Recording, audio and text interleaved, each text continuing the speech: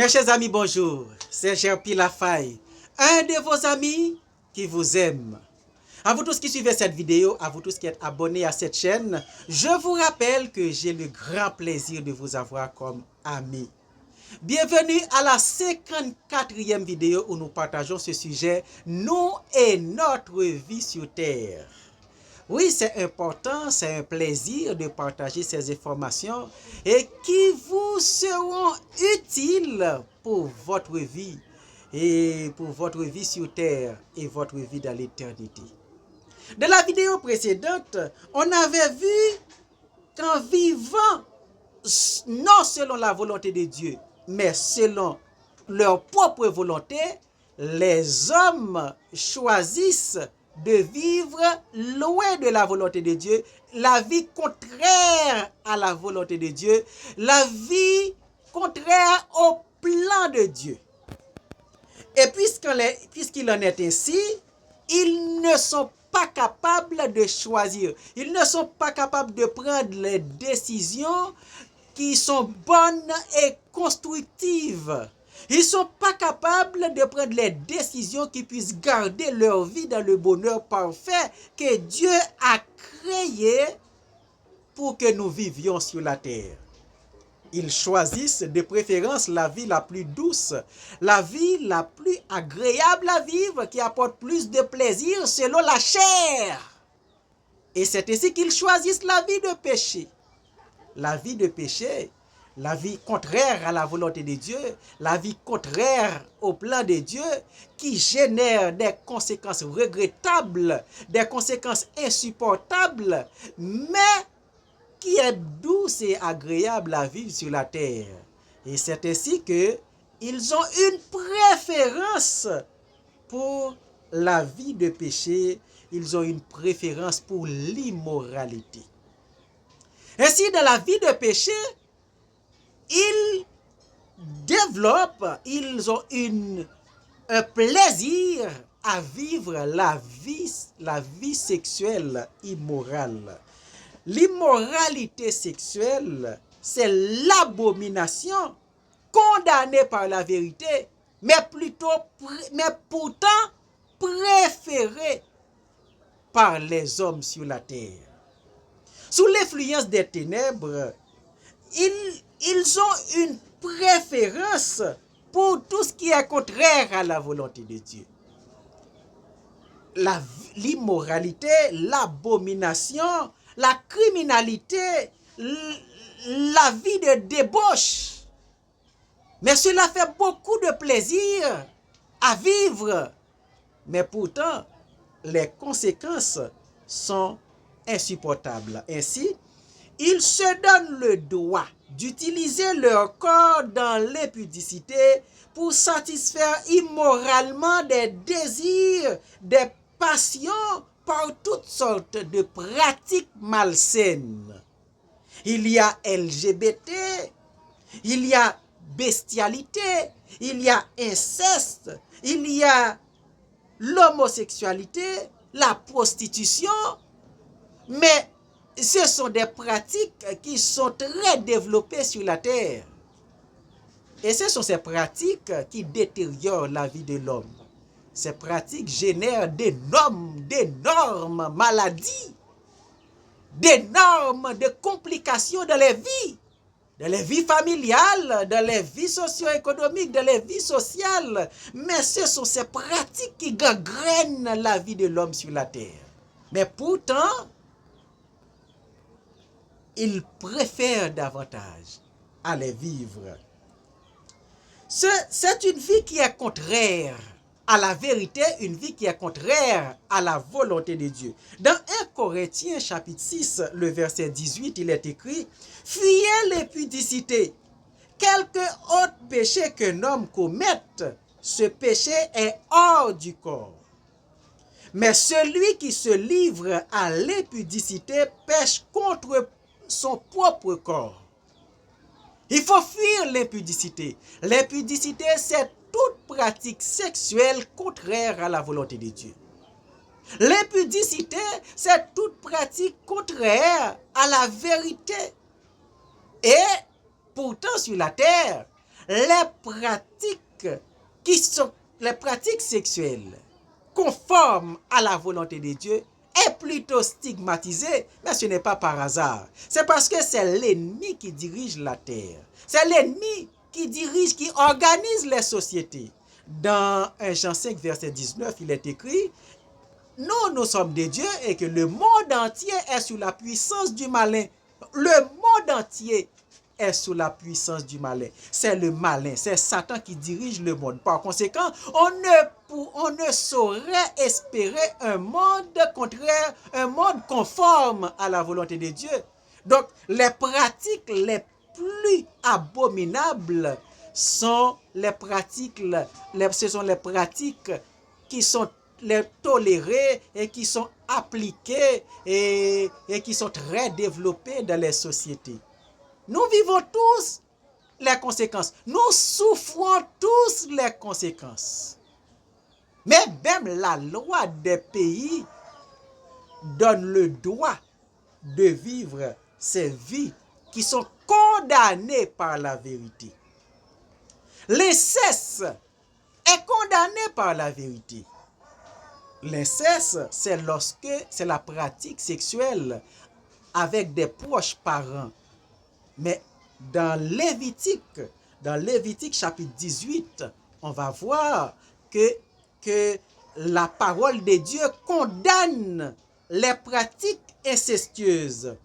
À partir de verset 6 de Lévitique chapitre 18, il est écrit: nul de vous ne s'approchera de sa parente pour découvrir sa nudité. Je suis l'Éternel. Tu ne découvriras point la nudité de ton père, ni la nudité de ta mère. C'est ta mère, tu ne dois point découvrir sa nudité. Tu ne découvriras point la nudité de la femme de ton père. C'est la nudité de ton père. Tu ne découvriras point la nudité de ta sœur, fille de ton père ou fille de ta mère, née de la maison ou née hors de la maison. Tu ne découvriras point la nudité de la fille de ton fils ou la fille de ta fille, car c'est ta nudité.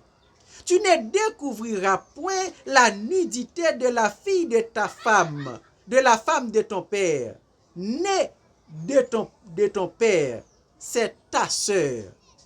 Tu ne découvriras point la nudité de ta sœur, de la sœur de ton père, c'est la proche parente de ton père. Tu ne découvriras point la nudité de la sœur de ta mère, c'est la proche parente de ta mère. Tu ne découvriras point la nudité du frère de ton père. Tu ne t'approcheras point de sa femme, c'est ta tante. Tu ne découvriras point la nudité de ta belle-fille. C'est la femme de ton fils. Tu ne découvriras point sa nudité. Tu ne découvriras point la nudité de la femme de ton frère. C'est la nudité de ton frère. Tu ne découvriras point la nudité d'une femme et de sa fille. Tu ne prendras point la fille de son fils, ni la fille de sa fille pour découvrir leur nudité. Ce sont tes proches parentes. C'est un crime. Tu ne prendras point la sœur de ta femme pour exciter une rivalité en découvrant sa nudité à cause de ta femme pendant sa vie. Tu ne t'approcheras point d'une femme pendant son impureté menstruelle. Donc, on peut comprendre là que la parole de Dieu interdit l'inceste, les pratiques sexuelles incestueuses. Et non seulement les pratiques incestueuses sont interdites, mais il y a aussi l'homosexualité. Dans Lévitique 18, au verset 22, il est écrit: tu ne coucheras point avec un homme comme on couche avec une femme. C'est une abomination. La Bible dit coucher avec un homme comme une femme, homme à homme, ou bien femme avec femme, c'est l'homosexualité et selon la vérité, c'est une abomination. Il y a aussi la bestialité, où l'homme où l'homme applique des pratiques sexuelles avec des animaux. Au verset 23 de Lévitique 28, il est écrit, de Lévitique 18, il est écrit: tu ne coucheras point avec une bête pour te souiller avec elle. La femme ne s'approchera point d'une bête pour se prostituer avec elle. C'est une confusion. Donc, ainsi, les pratiques sexuelles contraires à la volonté de Dieu, selon la vérité, ce sont des abominations. Abomination, selon le dictionnaire, c'est qui est en horreur, qui mérite d'être tenu en horreur. Donc, normalement, ce sont des pratiques que nous devrions avoir en horreur. Ce sont des pratiques que nous devrions penser avec répugnance. Mais pourtant, loin de la volonté de Dieu, on peut remarquer que les humains ont une affinité, ont une préférence pour ces abominations. Et les lois de beaucoup de pays offrent cette possibilité abominable de se marier homme avec homme et femme avec femme. C'est le péché qui réduit l'homme à ce sale état. C'est le péché qui réduit l'homme ainsi, à ce niveau, à un niveau aussi bas. Et les conséquences affligent la vie de l'homme sur la terre. Dans Romains 1er, verset 18 à 32, on peut remarquer, on peut lire ce que la Bible dit concernant ces pratiques-là. Qu'est-ce qui leur est réservé?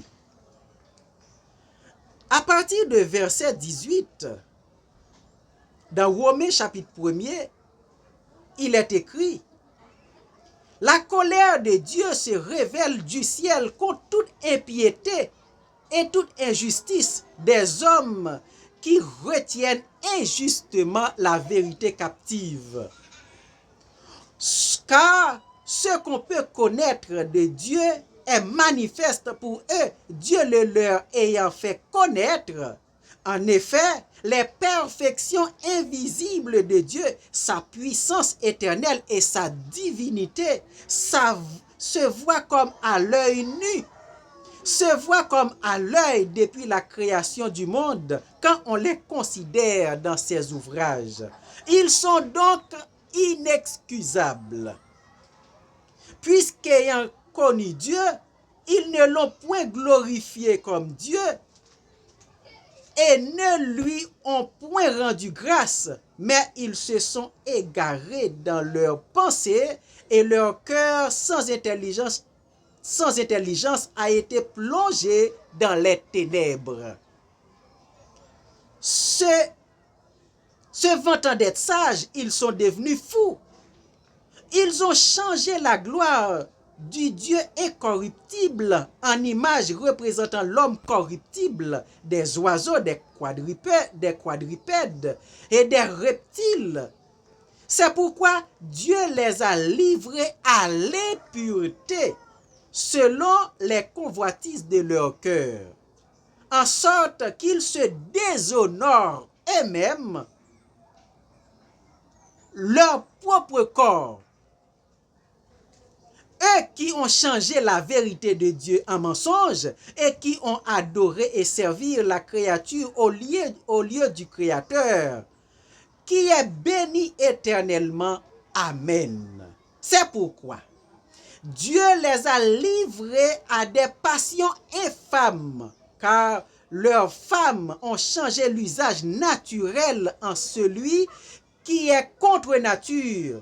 Et de même des hommes, les hommes abandonnant l'usage naturel de la femme, se sont enflammés dans leurs désirs les uns pour les autres, commettant homme avec homme des choses infâmes et recevant en eux-mêmes le salaire qui mérite leur égarement. Comme ils ne se sont pas souciés de connaître Dieu, Dieu les a livrés à leur sens réprouvé pour commettre des choses indignes, étant remplis de toute espèce d'injustice, de méchanceté, de cupidité, de malice, pleins d'envie, de meurtre, de querelles, de ruse, de malignité, rapporteurs, médisants, impurs, arrogants, hautain, fanfarons, ingénieux au mal, rebelles à leurs parents, dépourvus d'intelligence, de loyauté, d'affection naturelle, de miséricorde. Verset 32. Et bien qu'ils connaissent le jugement de Dieu, déclarant dignes de mort ceux qui commettent de telles choses, non seulement ils les font, mais ils approuvent ceux qui les font. Ainsi, dans cette déclaration de la vérité, on peut comprendre que ceux qui pratiquent ces genres d'abomination, ces genres d'immoralité, ils auront à rendre compte, ils auront à être jugés et les conséquences, les verdicts seront vraiment regrettables. Ainsi, on dit que c'est le péché qui réduit l'homme à ce sale état. Les conséquences de ces pratiques sexuelles abominables sont incommensurables sur la planète Terre. Elles détériorent et gangrènent la vie de l'homme dans toutes les sociétés. Elles sont à l'origine de beaucoup de maladies.